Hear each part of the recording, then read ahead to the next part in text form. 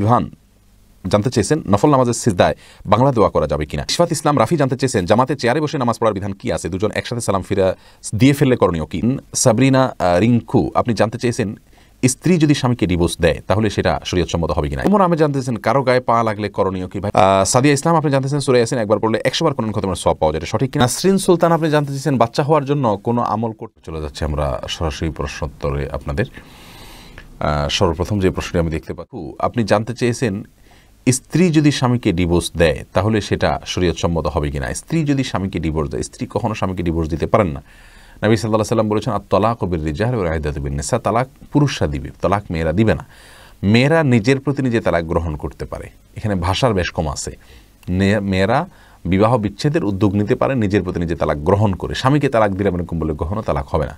নিজের প্রতি নিজে তালাক গ্রহণ করার ক্ষেত্রে আমাদের কাবিননামার 18 নম্বর কলাম যদি পূরণ করা হয়ে থাকে বিবাহের সময়, অথবা স্বামী যদি তার স্ত্রীকে বিবাহের পরে তালাকের অধিকার দিয়ে থাকে, এটাকে বলা হয় অর্পিত তালাক। তালাক গ্রহণ করা তার নিজের প্রতি নিজে, এটার অধিকার যদি অর্পণ করে থাকেন তাহলে সেই অধিকারের ভিত্তিতে স্ত্রী তালাক গ্রহণ করতে পারে। বিশেষ শর্ত দিলে সে শর্ত পাওয়া গেলে স্ত্রী তালাক গ্রহণ করতে পারে। আমাদের দেশে স্ত্রীরা যে ডিভোর্সটা স্বামীদেরকে পাঠিয়ে থাকেন সেটা এরকমই হয়ে থাকে বেশিরভাগ ক্ষেত্রে। তবে সেখানে কাবিননামার 18 নম্বর কলাম পূরণ করা হয়েছে, সেখানে স্বাক্ষর করা হয়েছে কিনা, কাবিননামা হয়েছে কিনা, হইলে সেটা আগদের পরে হয়েছে কিনা, এবং যে শর্তগুলো আছে কাবিননামাতে উল্লেখ করা আছে তার কোনোটা ভঙ্গ হয়েছে কিনা, এই বিষয়গুলো তদন্ত সাপেক্ষে বলা যাবে। এবং স্ত্রী কি স্বামীকে তালাক দিয়েছেন না নিজে তালাক গ্রহণ করেছেন, সঠিক বাক্য ব্যবহার করেছেন কিনা, সবগুলো তদন্ত করার পর বলা যাবে যে কোনটা হয়েছে কোনটা হয়নি। অতএব ইন্ডিভিজুয়াল কেস স্টাডি করতে হবে এক্ষেত্রে। ইফরাত মোহাম্মদ ইভান জানতে চেয়েছেন নফল নামাজের সিজদায় বাংলা দোয়া করা যাবে কিনা। এ বিষয়ে ওলামা কেরামের মত পার্থক্য রয়েছে। অনেক ওলামা কেরাম অনুমতি দিয়েছেন, যেহেতু রাসূল করিম সাল্লাল্লাহু আলাইহি ওয়াসাল্লাম সিজদায় কমনভাবে নির্দেশ করেছেন ফাকসিরু ফীহি মিনাদ দুআ বলে, অর্থাৎ সিজদায় তোমরা বেশি বেশি দোয়া করবে। আবার অনেক ওলামা কেরাম বলেছেন এখানে কোরআন হাদিস বর্ণিত দোয়া করবেন, সালাতের মধ্যে মাতৃভাষায় কোনো কিছু বলবেন না। হাসান নোবেল আপনি জানতে চেয়েছেন টি শার্টে কোনো প্রাণীর ছবি থাকলে তা উলট করে নামাজ পড়লে নামাজ হবে কিনা। উল্টায় করলে নামাজ হয়ে যাবে। সুফিয়া খাতুন জানতে চেয়েছেন মেয়েদের চুল বিক্রয় করা যাবে কিনা। না, শরীরের কোনো অঙ্গ মানুষের বিক্রি করা যায় না, এটা দান করে দেওয়া যেতে পারে যদি কারোর প্রয়োজন হয় তিনি ব্যবহার করবেন। আজুল হক জানতে চেয়েছেন হিন্দু ভাইদেরকে কোরআনের আয়াত দ্বারায় ফু দেওয়া যাবে কি না। ভাই আজুল হক, হিন্দু ভাইদেরকে কোরআনের আয়াত দ্বারায় ফু দেওয়া এটা শরীয়ী দৃষ্টিকোণ থেকে কোনো নিষিদ্ধ কোনো কিছু নয়। তবে মূল কাজ হলো তাদেরকে কোরআনের নির্দেশনার প্রতি আহ্বান করা, ঈমানের জন্য দাওয়াত দেওয়া। এমডি এসআর মুন্না জানতে চেয়েছেন প্যান্ট নাভির নিচে থাকলে এবং যদি গেঞ্জি দিয়ে নাভি ঢাকা থাকে তাহলে কি সতর ঢাকা হয়। প্যান্ট যদি নাভির নিচে থাকে আর যে কোনোভাবে নাভি ঢাকা থাকে তাহলে সতর ঢাকা হয়ে যায়।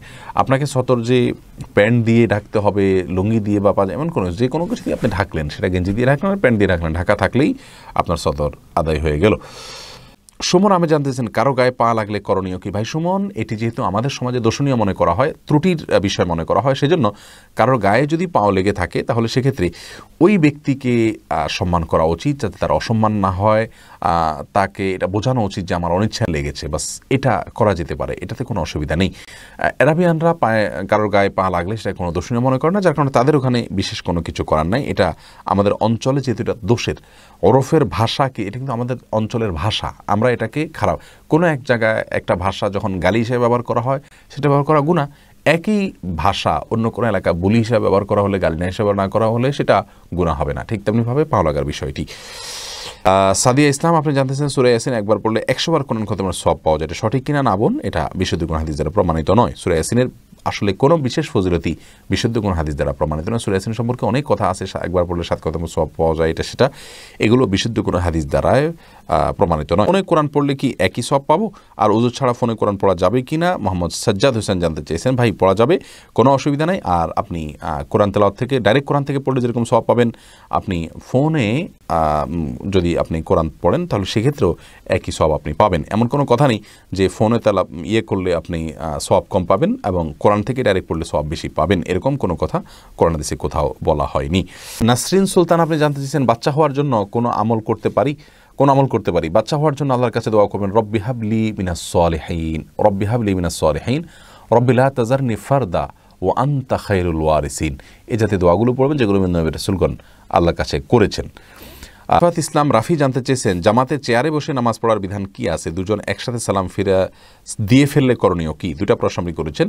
জামাতে চেয়ারে বসে নামাজ পড়লে সেটা যদি কেউ রুকু সিজদা করতে অক্ষম হন তাহলে সেক্ষেত্রে চেয়ারে বসে তিনি ইশারা রুকু সিজদা করতে পারেন, এটা জায়েজ আছে তার জন্য। রুকু সিজদা করতে তার ব্যথা হয়, অনেক বেশি কষ্ট হয়, রোগ বেড়ে যাওয়ার আশঙ্কা আছে, এরকম ক্ষেত্রে তিনি এরকম করতে পারেন। কিন্তু একটু সামান্য মাজা ব্যথা, একটু হালকা শরীর খারাপ লাগলে আমি চেয়ারে বসে গেলাম, সেটা কিন্তু জায়েজ নাই। জামাতে যখন চেয়ার বসাবেন, চেয়ারটা কোথায় রাখবেন? মনে করুন এটা হলো জামাতের কাতার, এক্ষেত্রে চেয়ারটাকে যদি কাতারের সামনে রাখা হয় তাহলে কোমরটা মুসল্লিদের ডানে বা মুসল্লিদের সামনে বরাবর হবে, কিন্তু পাওটা আমাদের সামনে থেকে যাবে। এটাতে একটা সমস্যা যে পাওটা সবার বরাবর হচ্ছে না, কিন্তু কাঁধটা বরাবর হচ্ছে। আর যদি চেয়ারটাকে আপনি পেছনে রাখেন তাহলে পাওটা অন্য মুসল্লিদের ডানে বা মুসল্লিদের সাথে বরাবর হবে, কিন্তু আপনার কাঁধটা পেছনে থেকে যাচ্ছে। তো এই জন্য উত্তম হলো সামনে চেয়ার রেখে কাতারের তারপরে বসা, যাতে করে পেছনের মুসল্লি ডিস্টার্ব না হয়। আর যে কোনো একটাতে আপনার ত্রুটি অবশ্যই থাকবে, যেহেতু আপনি মাজুর।